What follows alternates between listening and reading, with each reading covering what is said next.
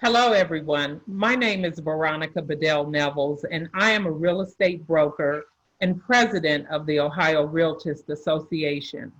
With COVID-19 impacting our lives and businesses in so many ways, I want to have a conversation with the most knowledgeable man we are blessed to know, who will share information with our Realtist members so that we can know the law and follow best practices as we work with our customers on a day-to-day basis.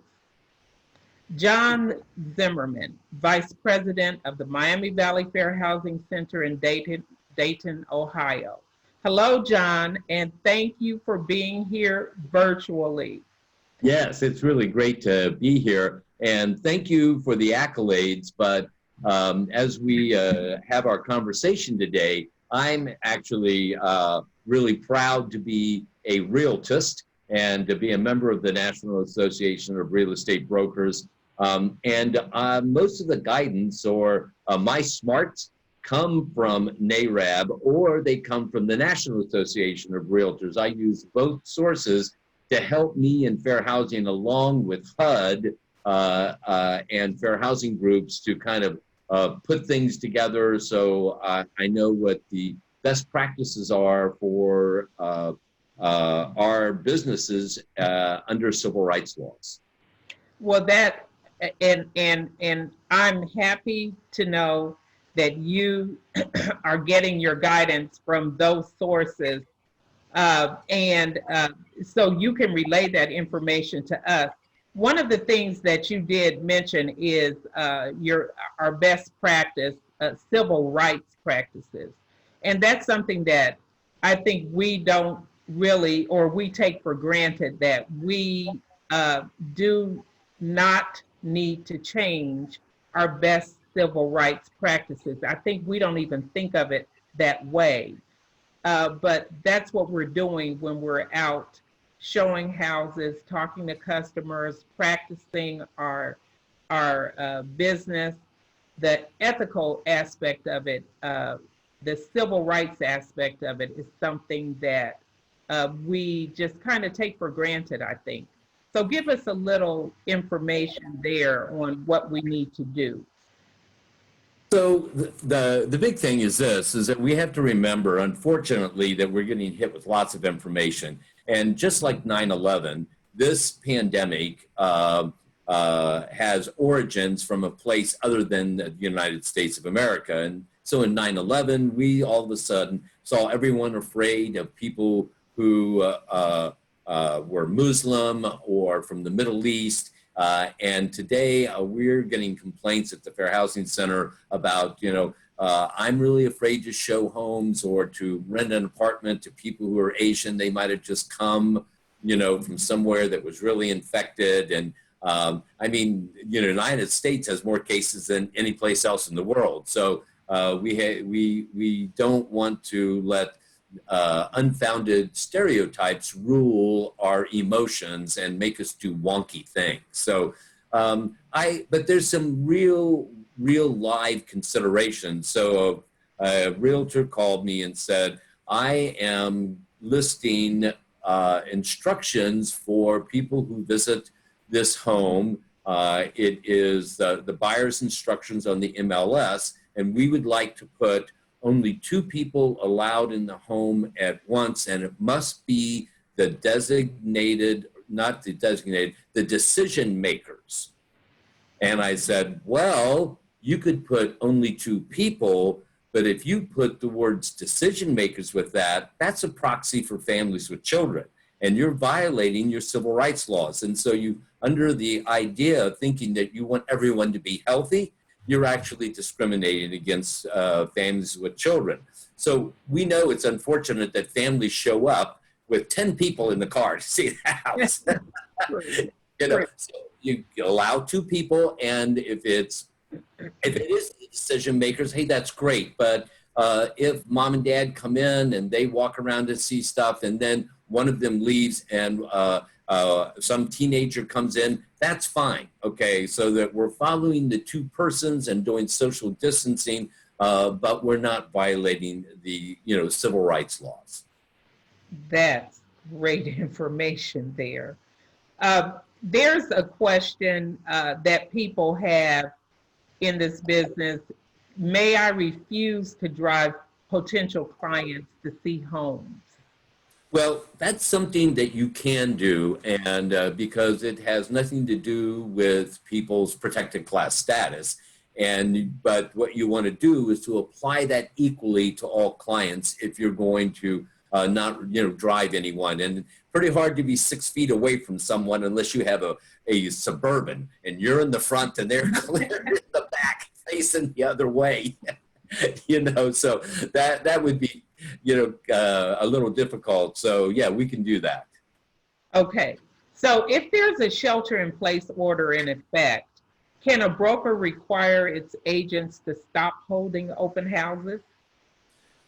Sure. That's something that the governor of a state says that there's a shelter-in-place order, and that area, of course, has a high rate of infections.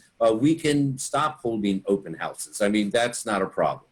That wouldn't violate, as long as we don't do it like cherry picking, like I'll hold open houses here, but won't hold open houses over there. Yeah, so that we, so it's one of those things, we can't cherry pick it. We have to have a policy, and once we open up open houses, we open them all up. Okay. So kind of related back to your earlier discussion, can we ask individuals whether they are sick or have recently traveled before touring the home? Well, that's a two-part answer I have to give. We'll go with, have you recently traveled? I think that if you're going to do that, you have to ask that to everyone. And I think that that's a cautionary thing. Now, the National Association of Realtors says, yes, as long as the policy is applied to all clients. But I really want people to think about what fair housing best practices are. Best practices are about habits, okay? And that in this age, if somebody asked me if I had recently, traveled or something, and then they were asking me if I'm sick, I'm thinking, yeah, I think they're trying to run me off, okay? And and if it is, when it comes to working with people with disabilities, one of the things that we have to understand is that the way the law reads, and the law reads that disability discrimination protects people from discrimination based on prejudice, stereotypes, or unfounded fears. And so we don't know if COVID is going to be causing temporary or permanent disabilities. But and I feel silly saying we don't know. But since I'm not a doctor, I'm not going to claim it. And like other people we know who claim it in the news. But we don't ask anybody on a regular basis, do you have HIV? Do you have Parkinson's? Do you walk wobbly because you got multiple sclerosis? So, asking people if they're sick, that is a thing. And I think NAR should really visit their guidance, and that they should make it more specific. They should say things like, we've got to make sure that we do not steer people away or discourage them based on any protected class basis. And so if we're asking those questions, especially when it comes to our older adults or people with disabilities, they may feel like they are being steered away from a property. So I think people should keep the best habit and not ask those questions. Okay, so here's a very practical question.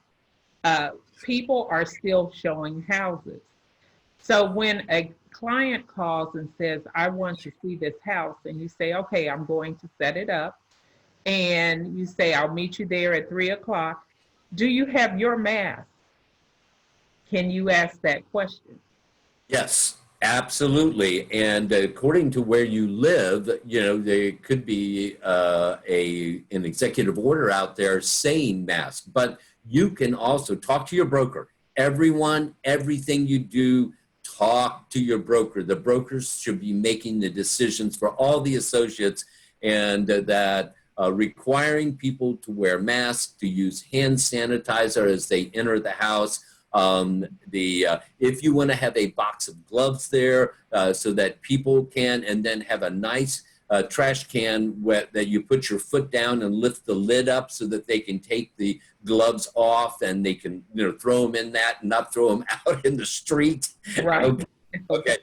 All of those things are becoming standard parts of business, and you can absolutely ask people to use those. Terrific.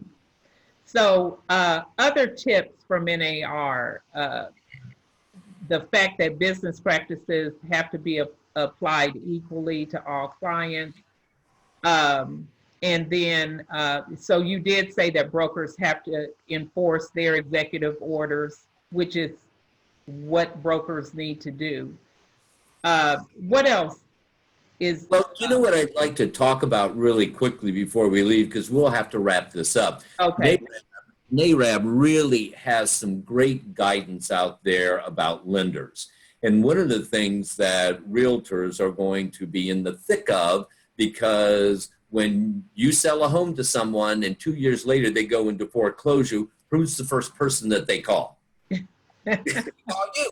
Yeah. I mean, you're thinking, why aren't you calling your lender? That they need to hear that from you. Call your lender. But so people that are adversely affected by job loss and stuff, NARAB says that, we should know that out there, the federal government has said that foreclosures and sales and evictions and stuff are suspended, and that people should be able to get forbearances. Now, the NARAB was really great because they put out the guidance that that a lender is allowed to take up to 12 months. But what we found when we looked at different places like Wells Fargo and T-Bank was that they have their forbearance product is only good for 3 months. And at the end of that 3 months, you have to pay a lump sum plus hopefully they have waived all the fees, but they only have to waive fees for the first 60 days. And beyond that, now, and it's up to the borrower to request an extension of it after 3 months. And so what I'm concerned about is the family who's the head of household has gotten sick and they're not used to making these decisions, and they've had COVID, and so they've signed a forbearance agreement, and then that person doesn't really know what they did after they wake up, and all of a sudden it's 6 months down, all of a sudden they're getting these bills are getting foreclosed on, and because the extensions are not going to be bank initiated and stuff, so that so if we're out doing first-time home buyers, or if we're talking to groups of people and stuff at our church or whatever, tell them anyone who gets that foreclosure, they have to stay on top of it, and they have to know what they're signing before they sign it. And so there's all kinds of stuff. Also, you have to understand that the guidance, I was so glad NARAB put this up, because it only applies to Freddie Mac and Fannie Mae and loans from like the VA or USDA. So if a bank is holding their own mortgages, they don't have to comply with the CARES Act. Well, okay. That's important. Yeah. Important information. We know that Freddie Mac and Fannie Mae have most of it, okay? And I think that the clients that we serve, do that. But we're going to have people who go to lending institutions that don't. There could be some credit unions and stuff like that. And so they may have a completely different policy than what was mandated through the CARES Act for federally backed loans. So that's one thing that I didn't like the federal government to roll out, because they, thank God, NARAB got everything up on their site so people can go and see it. So, that's the other concern that I have that I would like to share with all the realtors. Okay, that is some really great information. The other thing, really quickly, are real estate professionals being targeted with discriminatory acts? Yes, and that is we'll wind up here because our time is going to run out. Okay. But when there was a NARAB Zoom conference and it got hacked, and people were putting up vulgar pictures, and they were saying really racist things. And not only that, there was a grocery store that is mostly minority owned in the Dayton area that was having, it's a co-op, and it was having a Zoom meeting, and they got hacked, and the same thing happened to them. Those incidents need to go to the Attorney General of whatever state they're happening in. The Attorney General's office has the capability and the resources to get into people's computers, see who hacked into it, and find those IP addresses where the hacking originated.